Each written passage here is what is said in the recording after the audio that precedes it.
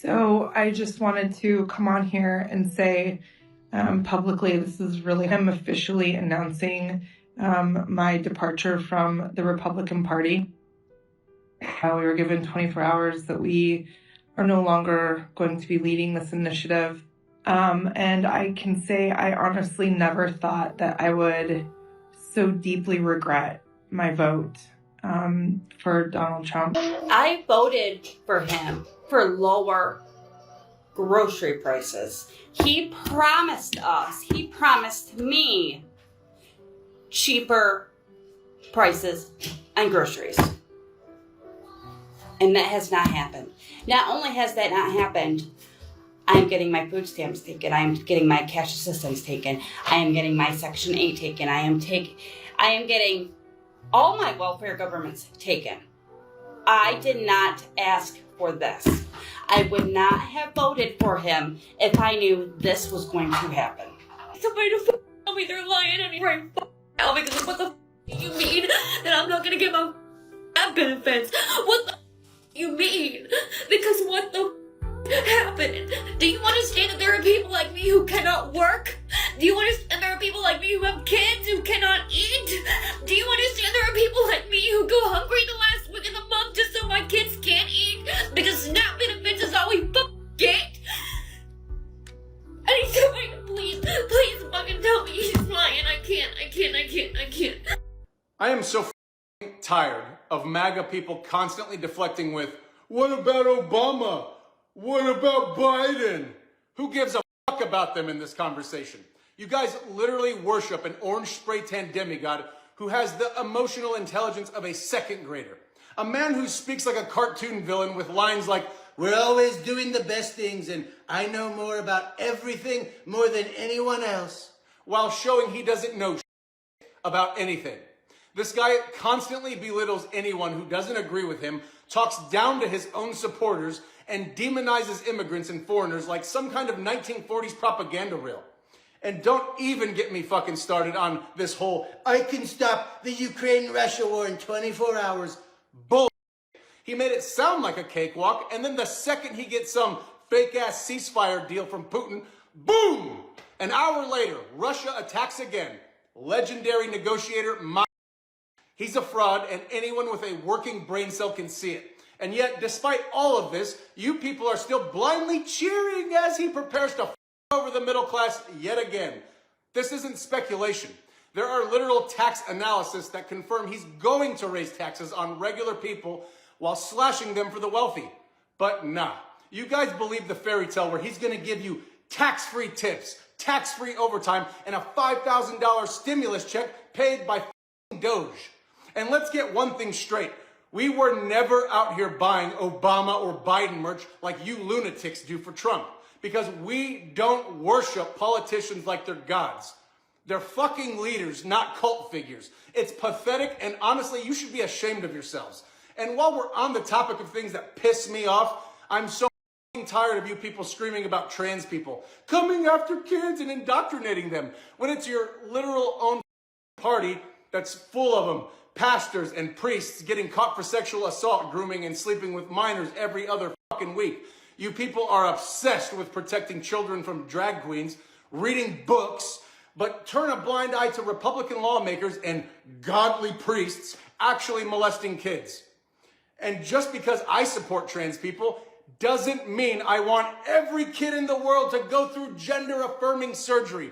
But you think that that's what it means, because you can't think past the surface. You hear one buzzword from Fox News and suddenly you're an expert on child development, despite the fact that science, medical professionals, and reality prove you completely wrong time after time.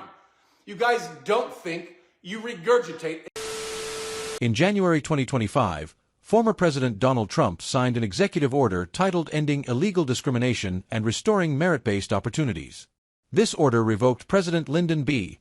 Johnson's 1965 Executive Order 11246, which had required federal contractors to avoid discrimination based on race, sex, or religion. Trump's goal was to shift the focus toward merit-based hiring and end diversity, equity, and inclusion (DEI) programs for federal contractors. This move has sparked debate. While laws like the Civil Rights Act of 1964 still protect against discrimination, the new order means that affirmative action is no longer required for federal contractors. Instead, hiring decisions will be based primarily on experience and qualifications. Some argue that this could lead to more fairness by removing race or gender-based hiring quotas, while others express concern that it may overlook deeper systemic inequalities. In a separate incident, a woman wearing MAGA gear was refused service at an LGBT bar. The bar owner stated that she had entered the establishment with the intention of instigating tension among patrons.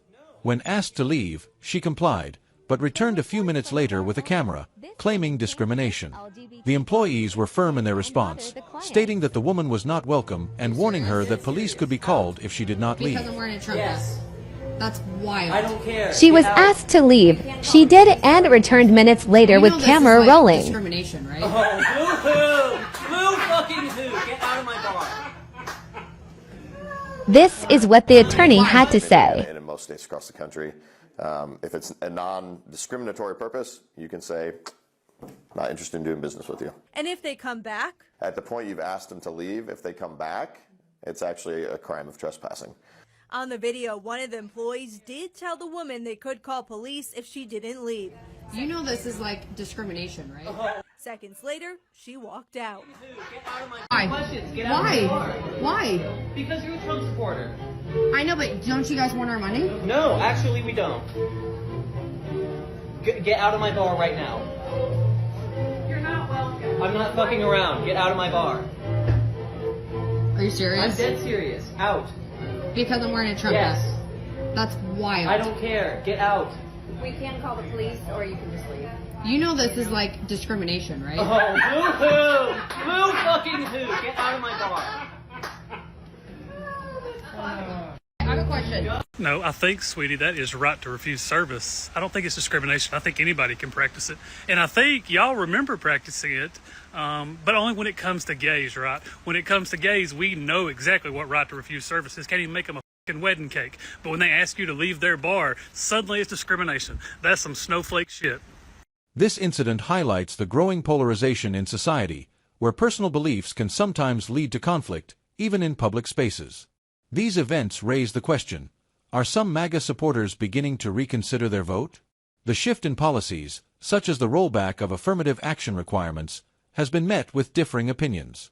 Supporters of merit-based hiring argue that it ensures fairness, while critics worry that it may exacerbate existing inequalities. Similarly, incidents like the one at the bar demonstrate the complex dynamics of political and social divisions in today's society.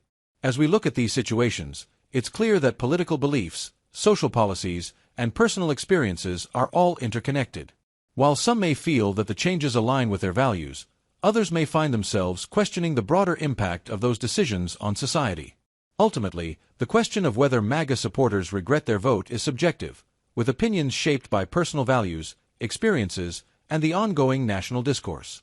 What is clear, however, is that these issues continue to spark important discussions about fairness, equality, and the direction of the country. Let me tell you why your voice matters at town halls and why you need to be there. Right now, there are a lot of people who voted for Trump.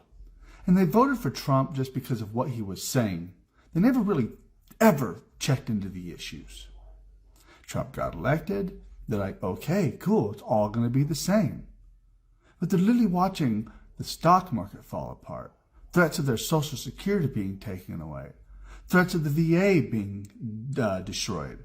The Department of Education recently being shut down. These people are now like going to the town hall and saying, well, I want to hear what's going on. So the person they represent for, they're showing up. But if we're quiet, those people are going to think that what they're hearing from that representative is okay and acceptable.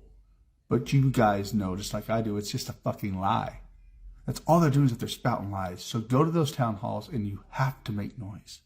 You have to let those people know. I'm calling all Trump supporters. If you're not a Trump supporter, just keep scrolling and go about your day. I'm asking that you guys take some time out of your busy schedules to say a prayer for the president and his administration.